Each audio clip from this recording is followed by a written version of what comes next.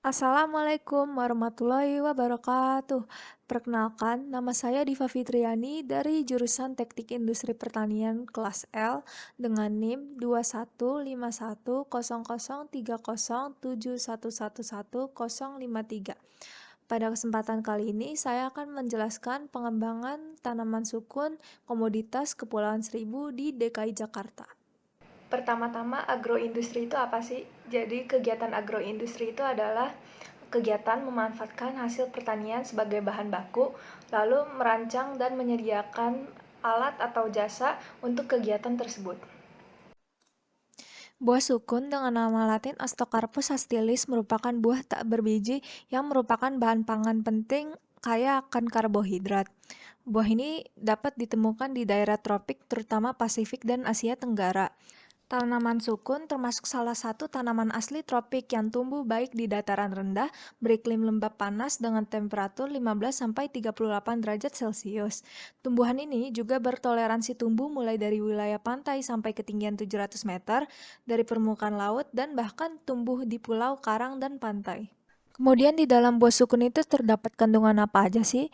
Jadi di dalam 100 gram berat basa sukun mengandung karbohidrat sebanyak 35,5%, protein sebanyak 0,1%, lemak sebanyak 0,2%, abu sebanyak 1,21%, fosfor sebanyak 0,048%, kalsium sebanyak 0,21%, besi sebanyak 0,0026%, kadar air sebanyak 61,8% dan serat atau fiber sebanyak 2%.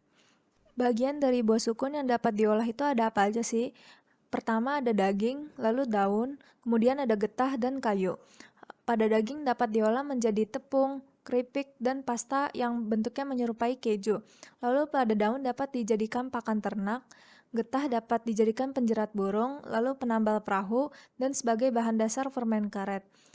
Terakhir, pada kayu biasa dipakai sebagai bahan dasar alat rumah tangga, konstruksi ringan, dan pembuat perahu. Untuk mengembangkan buah sukun komoditas Kepulauan Seribu di DKI Jakarta, kita harus melakukan analisis SWOT, yaitu kita harus menganalisis kelebihan, kelemahan, peluang, dan ancaman terhadap komoditas tersebut. Komoditas buah sukun ini memiliki 5 kelebihan yang dipengaruhi oleh faktor internal. Yang pertama, dapat tumbuh di lingkungan yang basah maupun kering. Tumbuhan sukun ini dapat tumbuh di daerah yang basah, tetapi juga dapat tumbuh di daerah yang kering asalkan ada air tanah dan aerasi tanah yang cukup. Kedua, tanaman sukun ini memiliki toleransi terhadap ragam tanah. Yang ketiga, produksi sukun melimpah pada saat panen. Di Pulau Seribu, panen buah sukun terjadi sebanyak 2 kali. Yang pertama di bulan Januari dan yang kedua terjadi di bulan Juli. Panen pertama biasanya menghasilkan buah sukun sebanyak 600-700 buah. Kemudian pada panen kedua biasanya menghasilkan sebanyak 300 buah. Sehingga dalam setahun biasanya buah sukun yang dihasilkan ada sebanyak 900 buah. Hal ini juga dipengaruhi oleh faktor geografis, agroekosistem, dan potensi lahan. Yang keempat, sukun dapat dibuat berbagai macam olahan. Yang kelima, jumlah sumber daya manusia di sana banyak. Hal ini dikarenakan masih banyak pengangguran di sana. Selain faktor internal, terdapat faktor eksternal yang mempengaruhi kelebihan atau kekuatan komoditas sukun di Kepulauan Seribu. Yang pertama, ketersediaan lahan untuk mengembangkan tanaman sukun. Kepulauan Seribu terdiri dari 109 pulau dan 11 pulau diantaranya memiliki penghuni. Dengan memanfaatkan salah satu pulau yang tidak ada penghuninya sebagai lokasi budidaya sukun, akan lebih mempercepat pengembangan sukun menjadi komoditas unggulan Kepulauan Seribu. Potensi lahan yang dimiliki oleh Kepulauan Seribu tersebut bukan tidak mungkin untuk mengembangkan sukun. Yang kedua, peluang pasar yang besar. Wisatawan domestik maupun luar negeri semakin banyak yang berkunjung ke pulau-pulau wisata di Kepulauan Seribu. Hal ini menjadi pangsa pasar yang baik dalam pemasaran sebuah produk. Sektor pariwisata akan mendukung pengembangan komoditas sukun, terutama dalam aspek pemasarannya. Berikutnya, komoditas sukun di Kepulauan Seribu memiliki kelemahan yang dipengaruhi oleh faktor internal. Yang pertama, populasi tanaman sukun semakin menurun. Hal ini dikarenakan Kepulauan Seribu yang semakin berkembang untuk dijadikan tempat wisata. Yang kedua, mayoritas tanaman sukun lokal atau sukun duri di Kepulauan Seribu sudah tua. Sukun lokal yang ada di Kepulauan Seribu sudah ada dan tumbuh selama puluhan tahun yang lalu, sehingga perlu peremajaan untuk dapat mempertahankan produktivitas yang optimal. Yang ketiga, pemanfaatan sukun itu terbatas. Sejauh ini pemanfaatan sukun hanya sebatas keripik sukun dan itu sudah menjadi ciri khas Kepulauan Seribu. Saat musim panen, banyak buah sukun yang jatuh dan tidak termanfaatkan secara maksimal. Selain itu, pemanfaatan sukun yang terbatas juga diakibatkan oleh kurangnya informasi mengenai olahan pasca panen sukun, sehingga pemanfaatan sukun hanya berkembang sebagai bahan dasar keripik. Yang keempat, rendahnya motivasi masyarakat untuk mengembangkan komoditas sukun. Hal ini dikarenakan pengetahuan masyarakat mengenai kelebihan tanaman sukun masih minim. Selain faktor internal, terdapat faktor eksternal yang mempengaruhi kelemahan komoditas sukun di Kepulauan Seribu. Yang pertama, keterbatasan alat produksi kelompok tani. Yang kedua, keterbatasan pengetahuan dan keahlian kelompok tani. Yang ketiga, konversi lahan ke sektor non-pertanian. Berikutnya, komoditas sukun di Kepulauan Seribu memiliki peluang untuk dikembangkan. Yang pertama, ketersediaan lahan untuk mengembangkan tanaman sukun. Seperti yang saya sudah jelaskan tadi, Kepulauan Seribu memiliki banyak pulau yang tidak dihuni untuk dijadikan tempat budidaya tanaman sukun. Yang kedua, peluang pasar yang besar. Yang ketiga, sarana pendukung yang dimiliki Pemda setempat.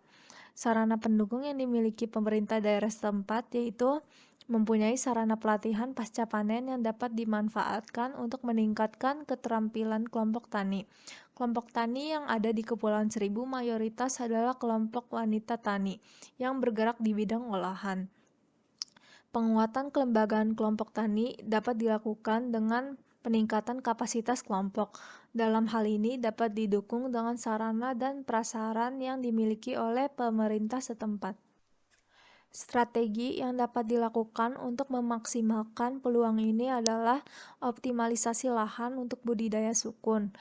Yang kedua, ekstensifikasi lahan untuk budidaya sukun. Yang ketiga, diverifikasi olahan sukun. Keempat, peremajaan tanaman sukun. Yang kelima, pemanfaatan sarana pendukung yang dimiliki Pemda setempat. Yang keenam, bekerja sama dengan sektor pariwisata dalam pemasaran olahan sukun. Berikut ini merupakan sejumlah hambatan terhadap komoditas sukun di Kepulauan Seribu. Yang pertama, keterbatasan alat produksi yang dimiliki oleh kelompok tani di Kepulauan Seribu. Yang kedua, keterbatasan pengetahuan dan keahlian sumber daya manusia dalam mengolah sukun. Yang ketiga, konversi lahan. Untuk mengatasi sejumlah ancaman tersebut atau hambatan tersebut dapat dilakukan strategi sebagai berikut. Yang pertama, menstimulan kelompok tani dengan memberikan bantuan peralatan pasca panen. Yang kedua, dapat dilakukan pelatihan olahan pasca panen sukun. Yang ketiga, pemberdayaan masyarakat, yaitu pengaktifan dan pembentukan kelompok baru. Kemudian dapat dilakukan pemberi motivasi masyarakat dalam mengembangkan sukun. Yang terakhir, ahli fungsi lahan di area non-produktif. Berikut ini adalah 3 strategi lebih lanjut yang dapat dilakukan. Yang pertama, diseminasi inovasi teknologi pasca panen sukun. Suatu komoditas akan memberikan nilai tambah ketika sudah melalui beberapa proses penanganan, sehingga berbagai inovasi teknologi pasca panen sukun harus terus diseminasikan kepada kelompok tani yang ada di wilayah Kepulauan Seribu. Dengan pemanfaatan inovasi teknologi pasca panen sukun, maka akan muncul berbagai diverifikasi olahan sukun yang mempunyai nilai jual tinggi. Yang kedua, kelembagaan kelompok tani. Kelembagaan petani bergerak mulai dari hulu hingga hilir. Dalam hal ini, mulai dari budidaya sukun sampai dengan olahan sukun dan pemasarannya. Salah satu permasalahan yang dihadapi oleh kelompok tani adalah packaging, sehingga pelatihan pasca panen sukun mulai dari cara memproses produk sampai dengan packing, labeling, dan masa simpan produk. Yang terakhir yaitu dukungan Pemda dan lembaga penelitian. Pengembangan sukun sebagai komoditas unggulan membutuhkan dukungan dari berbagai pihak. Program-program pemerintah harus mendukung pengembangan sukun. Misalnya, adanya perancangan penanaman sukun di seluruh pulau atau menjadikan salah satu pulau yang tidak berpenghuni untuk dijadikan kawasan komoditas sukun. Dukungan pemerintah dalam memotivasi kelompok tani dengan cara mendampingi kegiatan atau program di lapangan, serta menstimulan kelompok tani dengan memberikan bantuan peralatan pasca panen. Selain itu, penting pula dukungan pada bidang pemasaran. Kepulauan Seribu telah berkembang menjadi tempat tujuan wisata, sehingga pemasaran sangat berpotensi besar apabila dapat diintegrasikan dengan sektor pariwisata. Lembaga penelitian sebagai penyedia teknologi pun harus memberikan dukungan teknologi yang aplikatif sehingga dapat menghasilkan produk yang diminati oleh pangsa pasar. Dengan adanya integrasi dan dukungan dari berbagai pihak, maka pengembangan sukun sebagai komoditas di Kepulauan Seribu akan terwujud.